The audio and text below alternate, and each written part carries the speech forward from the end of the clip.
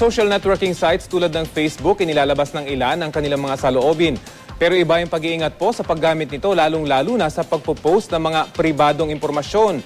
Maaari kasi itong gamitin ng ilang masasamang loob laban sa inyo. Balitang hatid ni Cedric Castillo. Sa tuwing sasalang sa harap ng computer si Kim, hindi niya tunay na pangalan. Mahina na raw kung aabutin siya ng kalahating oras sa pag-check ng kanyang Facebook account. Karamihan sa mga kontak niya sa social networking site, mga kaedad din daw ng dalaga. Kung mas matanda man, mga kamag-anak daw at tunay nakakilala. Naka-experience ka na ba na may nag-a-add sa'yo na hindi mo kilala? Yes. Lalaki, babae? Lalaki, may babae.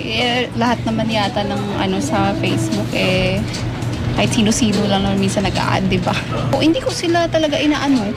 Yung mga friends, importante lang talaga. Pati daw ni Kim na bagaman pribado siyang tao, dahil sa social networking site, posibleng mabulatlat ng libo-libo ang kanyang profile kung hindi iingatan. Ang mga friend request, di daw basta-basta tinatanggap. Yung pangalan mo, yung dignity mo, yun. Kailangan protektahan. Kasi syempre, diba, kita lahat. Ang padalos-dalos na pagtanggap kasi ng friend request mula sa isang nakatatandang lalaki sa Indonesia ang naging dahilan para mapagsamantalahan ang isang inosenteng dalagita roon.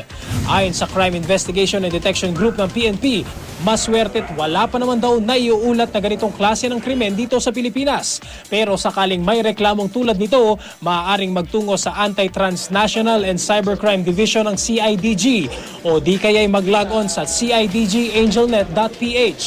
Sabi ng isang social media expert na nakausap namin, hindi malayong mag-udyok ng karahasan ang paggamit ng social networking sites, lalo na kung sa mata ng isang sex offender, padalos-dalos ang isang potensyal na biktima.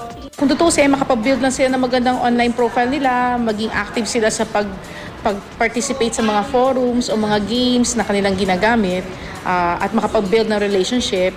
So, kung tutusin, pwede sila makapag-build ng kanilang tinatawag na prospect list. Ano man yung mga frustration nila, kalungkutan nila, ini-air nila online. Minsan pwedeng i-take advantage yun na mukhang vulnerable to, baka pwede siyang imbitahan mag-meet up.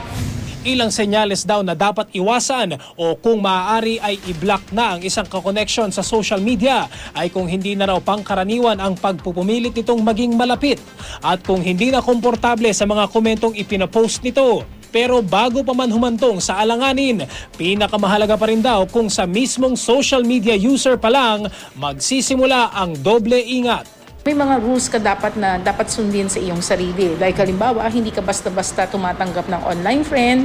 And i-limit mo kung ano yung sinishare mo online. Siguro rather than declaring kung saan ka pupunta, more of after the fact ka nag-share ng information rather than before. Cedric Castillo, GMA News.